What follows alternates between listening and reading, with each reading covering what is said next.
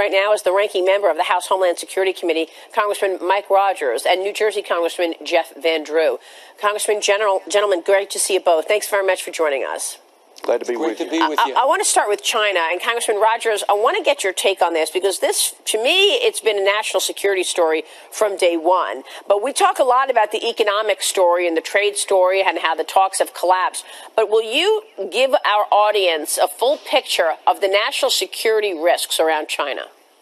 You know, we've got to understand that this technology that they're involved in is pervasive throughout our economy, our country, and not just economically, but in our national security infrastructure. We can't just turn away and ignore this. We have to restrict their access to our technology.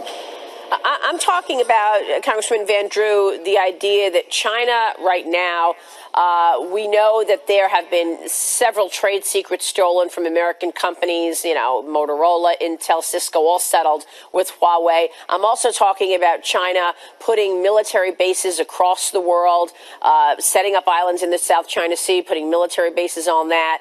I mean, the Chinese have an idea in their heads to be dominant. They've got this program underway to be dominant, not only in a number of the industries that the U.S. wants to be number one in, but also from a military perspective. And what is the U.S. supposed to do in terms of pushing China back, if not the tariffs? Are there other levers to push? I think these are the levers to push right now, and they're the levers we are pushing, and we can't really turn back at this point. I think everyone must understand the seriousness of this.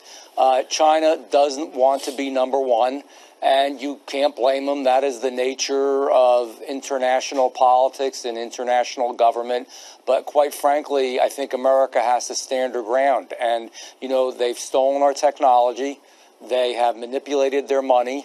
They have engaged in all kinds of activities that really certainly are negative to the United States of America, including the stealing of intellectual property. This is serious stuff. So I know I just heard the conversation about how much it could potentially cost everyone if the trade tariffs continue to exist. Nobody wants them. We all like free and fair trade. But on the other hand, how much does it cost the United States of America if all the technology we develop and everything else we do, we're actually working on an unfair footing? I mean, this is something we cannot tolerate. We have to show strength and stability and continue to move forward. Hopefully, we will come to a final fruition with this. And hopefully, you know, China really does mean what it says, that it's going to move forward and really make some changes here. You know, on the lighter note, there was some discussion that their government moves slow and they wouldn't be able to do this as quickly as we would like.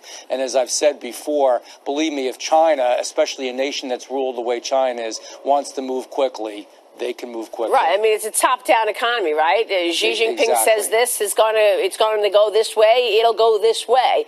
That's another worry. I mean, if China wants to dominate the world, it's a communist country. Does that mean that it wants to put their communist practices throughout the world? So, are you comfortable if no deal gets done then?